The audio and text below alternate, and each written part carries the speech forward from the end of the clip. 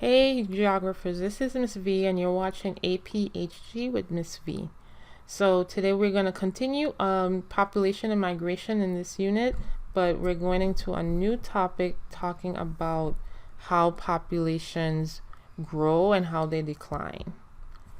So let's get started. So let's do a quick check. Let's see how much you've learned. All right, so question. Overpopulation occurs when a region has exceeded its what? Go ahead and answer that for me. So overpopulation occurs when a region has exceeded its carrying capacity. So if you remember what carrying capacity is, basically the whole point of carrying capacity is that a population is able to survive based on its resources. However, if there's more population than resources, then we have overpopulation because it's not able to carry the capacity of people that the region is able to supply resources for, right? So hopefully remember that. This was some of the vocabulary words: carrying capacity and overpopulation. All right, so let's get into population dynamics. This is unit 2.4. And here again, we're talking about the growth of a population and the decline of a population and what contributes to those issues. All right, so your challenge for this lesson is basically to explain factors that account for the contemporary and historical trends in population growth and decline. So we're looking at stuff that happened in history and things that are happening now that can explain what happens to the population growth and also to its decline. However, the way we're going to be able to explain those factors are through certain statistical measurements that's used. And two of those statistical measures that are used are called birth rates and death rates. So you have the crude birth rate and the crude death rate, and both of those are used to measure the growth or decline of a population. So some other measurements that we use is also called the natural increase rate. But before we get to that, of course, we talked about the birth rate, which is the number of live births per 1,000 people. And the death rate, of course, is the deaths per 1,000 people. And the growth rate is the balance or the difference between the birth rates and the death rates. Okay? And that shows the actual rate of how much the population is growing. Okay. Now, of course, less or LDCs, less developed regions or countries, are currently experiencing high rates of natural increase. Tell me why you think that is. I'd love to see what your thoughts are on that. All right. So doubling time, we're going to get to that answer in a little bit, but we're going to continue with some of the other measurements that's used. So doubling time is the amount of time needed for the population to double. Okay. Doubling time is decreasing in the world because the natural increase rate is higher. Okay. That means that we're having more babies. So the doubling time is decreasing. It's taking less time for the population to double.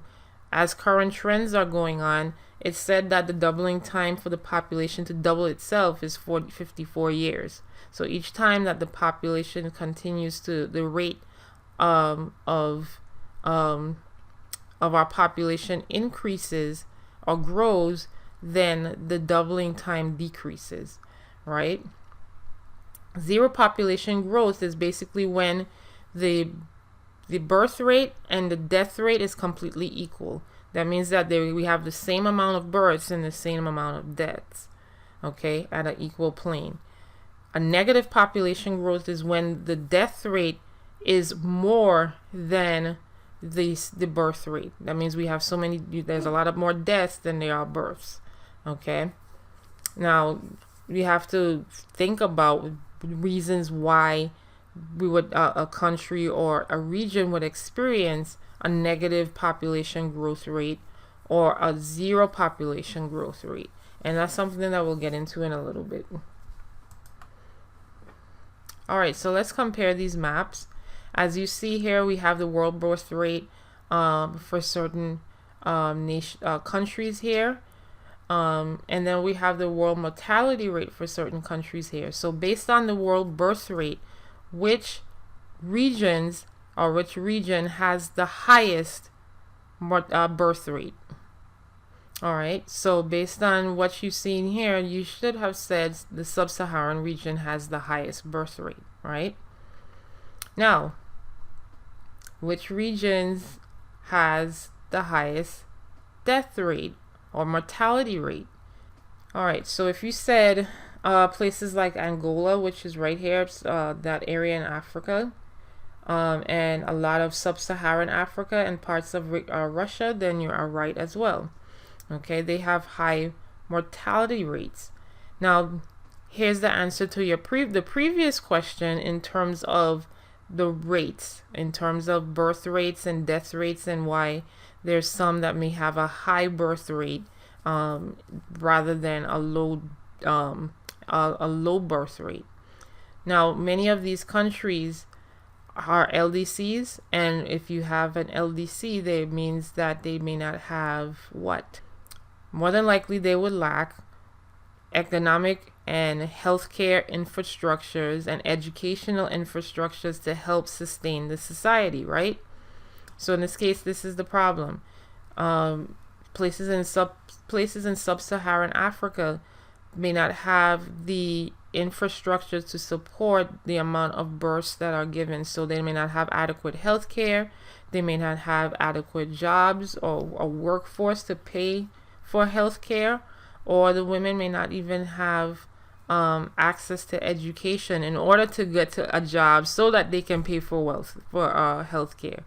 So it's almost like a never-ending cycle in terms of how important it is for women in these areas, or in these areas here, like Russia and sub-Saharan Africa and Western Africa and so forth, to have an adequate education so that they can get the jobs or the careers or the businesses and so forth to be able to afford better health care, right? So that's something to think about when we're comparing maps or we're looking and analyzing information about the growth and the decline of a country or a region. We have to look at those items as well in terms of the political and social and economic issues surrounding it. Okay. Hey, so I know this is a lot to chomp on, so take a few minutes, get a break. It's time to regather yourself, and we're gonna head right back into the lesson or the topic for today.